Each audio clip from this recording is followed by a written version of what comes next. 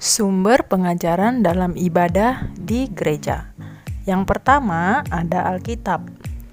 Alkitab adalah wahyu. Dalam 2 Timotius 3 ayat 16 berkata, segala tulisan yang diilhamkan Allah memang bermanfaat untuk mengajar, untuk menyatakan kesalahan, untuk memperbaiki kelakuan, dan untuk mendidik orang dalam kebenaran.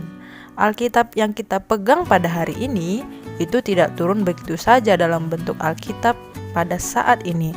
Alkitab merupakan wahyu Allah kepada manusia yang berisi tentang pernyataan-pernyataan tentang relasi atau hubungan Allah dengan manusia. Jadi, Alkitab ini adalah wahyu Allah yang diturunkan kepada manusia sehingga manusia menuliskannya kembali yang berisi tentang pernyataan-pernyataan tentang hubungan Allah dengan manusia. Tulisan yang diilhamkan oleh Allah sendiri. Jadi Alkitab ini adalah segala tulisan yang diilhamkan oleh Allah kepada manusia. Alkitab itu murni, keasliannya terjamin dan dapat dipercaya. Nah, ditulis berdasarkan fakta dari peristiwa yang benar-benar terjadi. Selanjutnya, Alkitab itu ditulis dengan sangat jelas dan teratur. Dalam penyusunan Alkitab dibutuhkan proses panjang, penelitian, bahkan perdebatan di antara para ahli dan pakar gereja. Kanon adalah standar dan ukuran untuk menyusun isi Alkitab tersebut. Jadi, untuk menentukan atau menyusun isi Alkitab tersebut, digunakanlah kanon.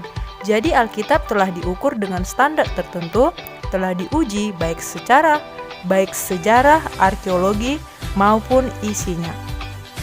Next, yang kedua, pokok-pokok ajaran berdasarkan Alkitab. Di dalam kekristenan, kita mempercayai bahwa ada pengakuan iman rasuli. Dalam bahasa Indonesianya, pengakuan iman adalah credo. Credo merupakan pernyataan atau pengakuan yang menerangkan suatu kepercayaan. Nah, pengakuan iman rasuli disusun oleh ke-12 rasul setelah hari Pentakosta dan dibagi menjadi beberapa bagian. Coba kalian lihat gambar yang ada di samping doa pengakuan iman rasuli.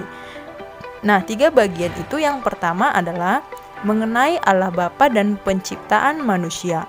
Yang kedua, mengenai Allah, Anak dan Penebus.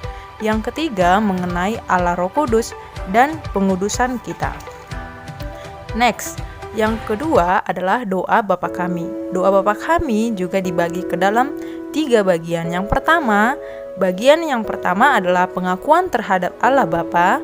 Yang kedua, permohonan atas kebutuhan jasmani dan rohani. Yang ketiga, pujian dan penyembahan terhadap Allah yang sanggup melakukan segala sesuatu. Yang selanjutnya, kita akan belajar tentang sumber pengajaran dalam Alkitab adalah sakramen. Dalam bahasa Latin, sakramen diambil dari kata sacramentum, yang artinya adalah kegiatan suci. Sakramen ini bertujuan untuk mengukuhkan atau mengesahkan suatu perjanjian yang telah Allah buat dengan manusia. Nah, sakramen yang biasa kita dengar di dalam gereja adalah sakramen baptis. Dalam sakramen baptis, bahasa Yunaninya adalah bapto atau baptizo. Artinya dimandikan, dibersihkan, atau diselamkan. Nanti bisa kalian lihat di dalam Roma 6 ayat 1 sampai 14. Nah, baptisan ini melambangkan bahwa manusia mati terhadap dosa bersama dengan Kristus dan dibangkitkan untuk suatu hidup baru. Karena manusia dilahirkan kembali oleh air dan Roh Kudus. Nah, ketika kita dibaptis, itu artinya kita dimateraikan bersama atau berdasarkan dengan peneguhan Allah. Sakramen yang biasa kita dengar adalah sakramen perjamuan kudus. Sakramen perjamuan kudus ini ditetapkan untuk menguatkan orang-orang percaya, seluruh umatnya atau segenap keluarga Allah di semua tempat dan segala zaman. Nah, sakramen perjamuan kudus ini merujuk pada persekutuan orang percaya ketika ia masuk ke dalam persekutuan keluarga Allah atau jemaat sebagai anak-anak Allah melalui baptisan. Perjamuan kudus ini selalu dilambangkan dengan makan bersama dari satu roti, yaitu tubuh Kristus sebagai tanda kesatuan dalam tubuh Kristus. Nah, ini dulu yang bisa Miss jelaskan. Semoga kalian bisa mengerti. Hari ini kita telah belajar tentang sumber pengajaran dalam ibadah di gereja dan pokok-pokok ajaran berdasarkan Alkitab. Ini dulu yang bisa Miss jelaskan. Tuhan Yesus memberkati. Shalom.